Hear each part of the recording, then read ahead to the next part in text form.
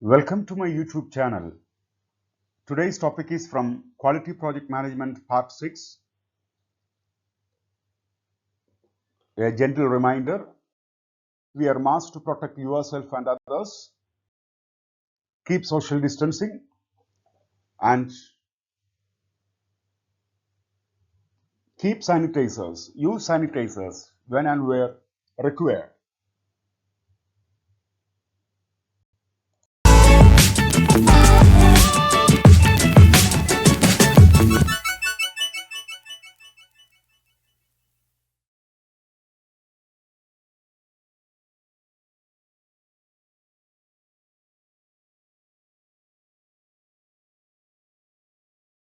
So let us start the topic quality metrics. It's a key component of an effective quality management plan and are the measurements used to ensure customers receive acceptable products or deliverables. Quality metrics are used to directly translate the customer needs to acceptable performance measures in both products and processes. Customer quality measures. There are various reasons for that. First and foremost, happy customers are loyal customers. Customers tend to return when the service or products they purchased were satisfactory. In fact, when it is unsatisfactory, almost 13% of unhappy clients spread the bad news about the company to our minimum of 20 people. Developing a customer satisfaction process will help you to find those unhappy ones and discover what went wrong in their experience. Also, it is critical for any business to interact and communicate with their clients on a regular basis. In this way, you can make sure that your clients will get the experience they expect. Moreover, when using customer satisfaction metrics, you have your finger on the pulse. Furthermore, taking care of your customer satisfaction is trendy. Last year, in 2019, a study shows that 75% of the companies said that their objective was to improve customer experience, which includes customer satisfaction. There is now a higher than ever level of awareness of this subject, and people notice that investment in this area is eventually a low-cost opportunity to generate high income.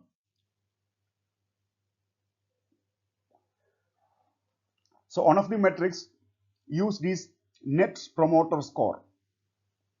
To measure, it is essential to ask the customers a simple question about the likelihood of recommending your product and rate it using the 11-point scales starting from 0 to 10.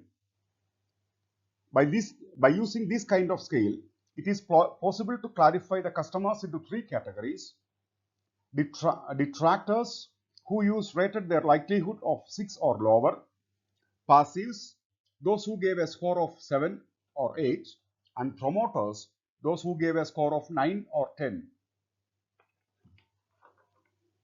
To measure the NPS, that is Net Promoter Score, you have to simply subtract the percentage of detractors from the percentage of promoters. Second one, customer acquisition cost. To calculate CAC, divide all of your marketing expenses by the number of customers gained in the particular period.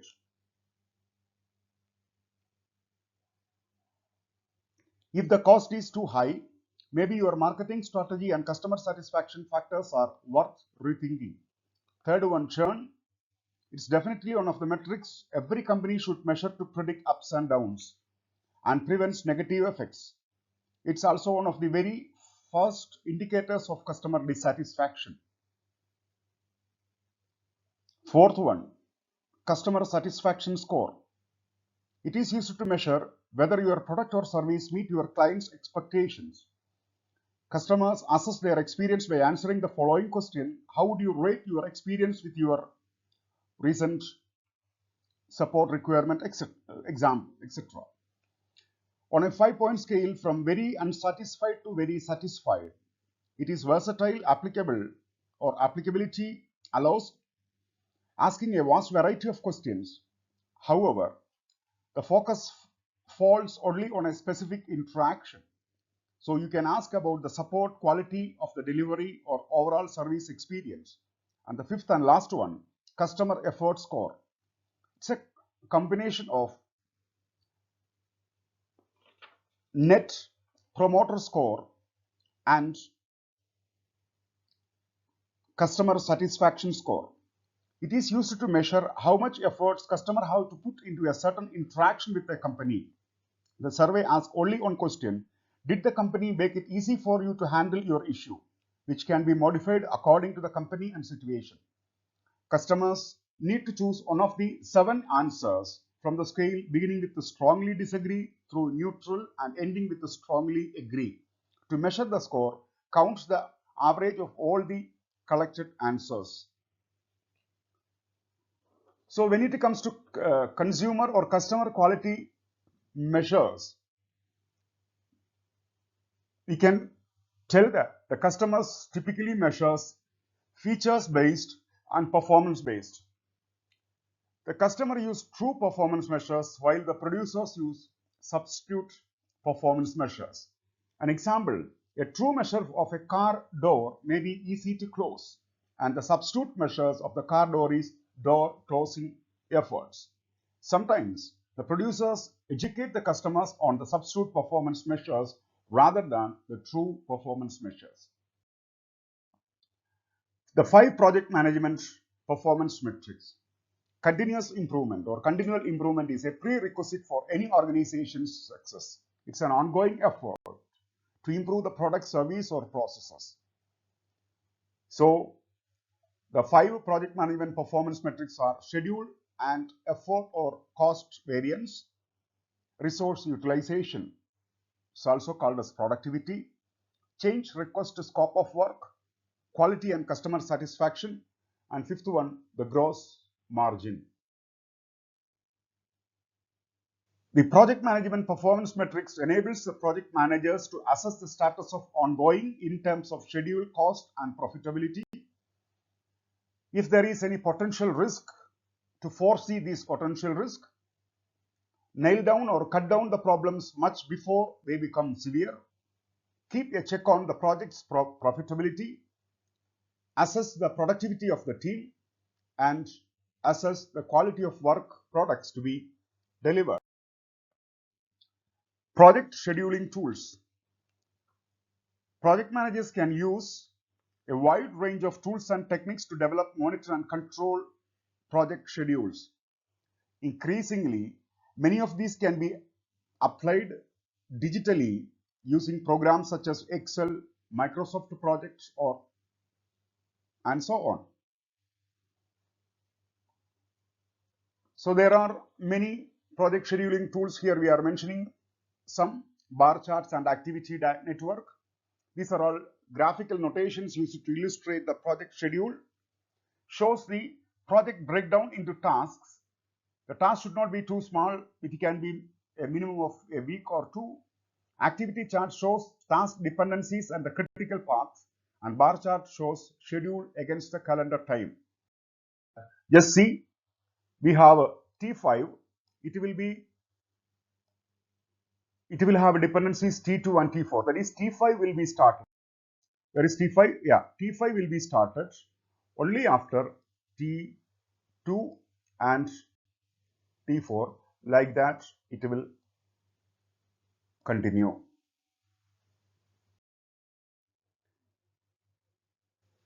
So some of the other process scheduling tasks or tools like Gantt chart is a horizontal bar chart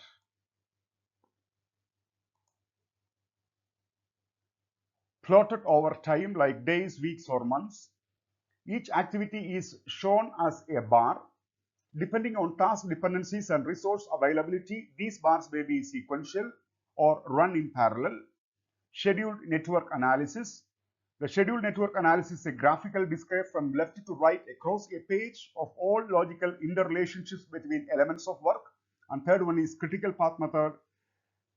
Critical path of a project is the essential string of activities that takes the longest time to complete, recognizing any dependencies between tasks in the sequence. It determines by adding the times of all activities on the critical path the earliest time that the project can be completed.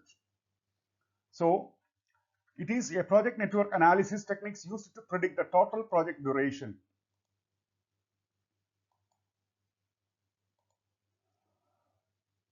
The critical path for a project of a series of activities that determines the earliest time by which the project can be completed.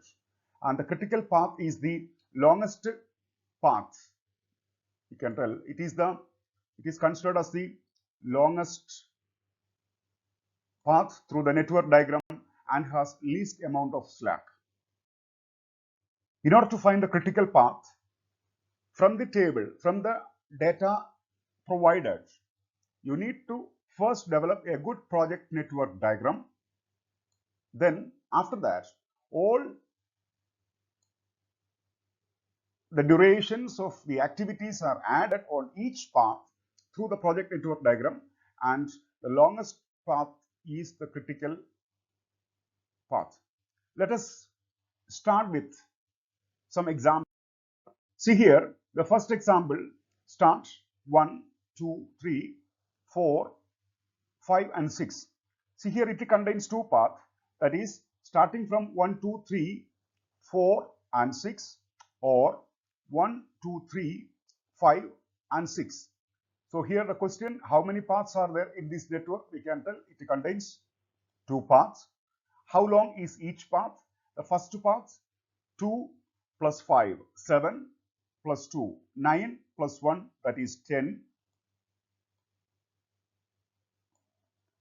And second path, 2 plus 5, 7 plus 7, 14 plus 2, that is 16. Which is considered as a critical path? We mentioned already that the longest path is the critical path. So we can tell 16 is the critical path. That is 1, 2, 3, 5, 6 is the critical path, or A, B, D, F is the critical path. And what is the shortest amount of time needed to complete the project? That is 10. Okay, like, so we have in this diagram we have a total of 4 paths. The first path, that is A, D, H, J. Second, B, E, H, J. Third one, B, F, J. And the fourth one, that is C, G, I and J. Among these paths, let us find the length. And the first, the length is 14 days. The second, the length is 16 days. Third, the length is 9 days. And fourth, the length is 14 days. So according to this duration, which one is the critical path? 16 days. That is B, E, H, J is the longest path and it is the critical path. This circle, okay, this cycle,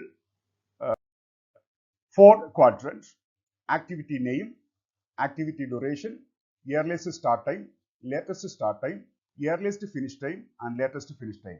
The term slack that indicates it's the difference between latest start and earliest start, or latest finish and earliest finish.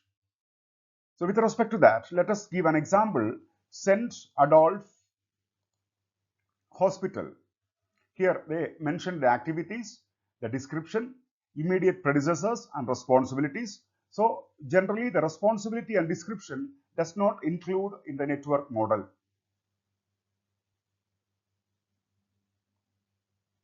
And here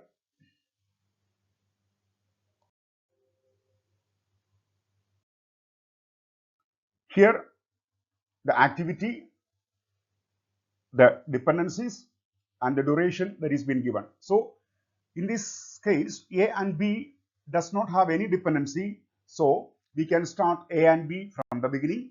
Then C is having a dependency with A. D is having a dependency with B, E is also having a dependency with B, F is having a dependency with A, G is having dependency with C, H is having dependency with D, I is having dependency with A, J is having dependency with E, G and H, and K is having dependency with F, I and J. So this is the diagram, the network diagram starting. So how many paths we are having? A, I, K finish, or A, F, K, or A, C, G, J, K, or B, D, H, J, K, or B, E, J and K. So according to this, let us discuss.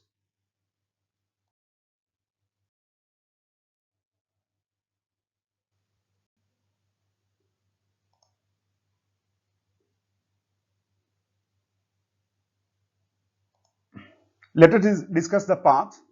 For first path AIK, the total time is 33. Second path, the total time is 28. Third path, 67. And fourth path, 69. And then final path, that is 43.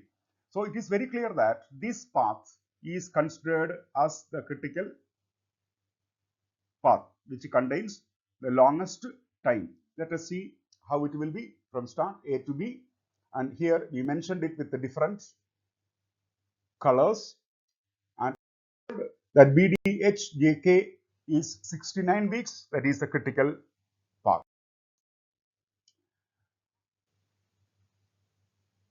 And when we consider the critical path method, here the time is certain, that means we can have decision making under certainty.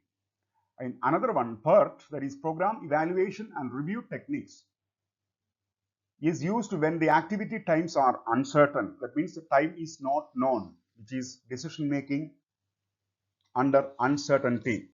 So it requires three time estimates. Or in other words, the PERT chart differ from CPM chart in the way times are calculated for activities. They allow better for uncertainty. For each activity, three estimates of times are obtained. So they are.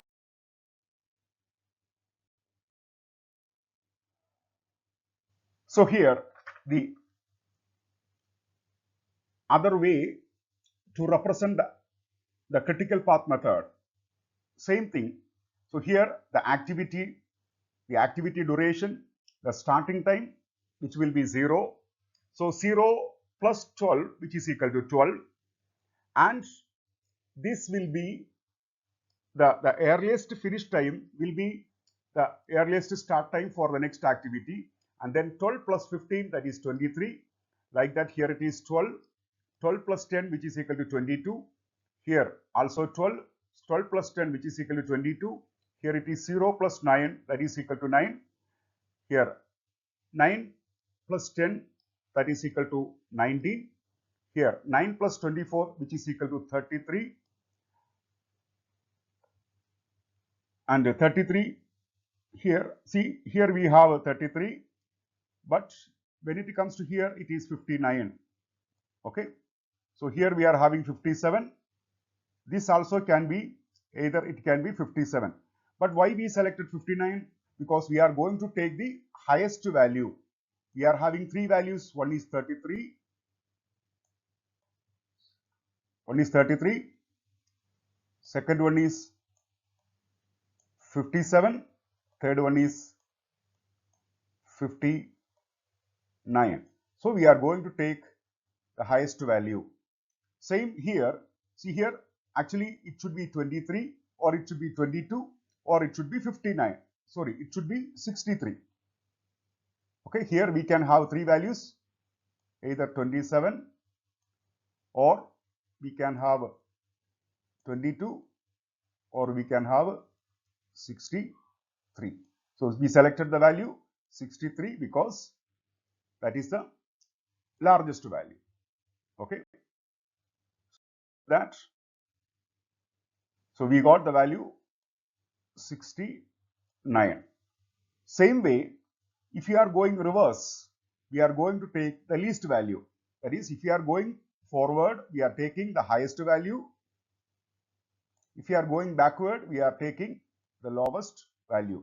that is 69 minus 6, that is 63, okay, etc. So same, you can see from this animation, you can see it very clear.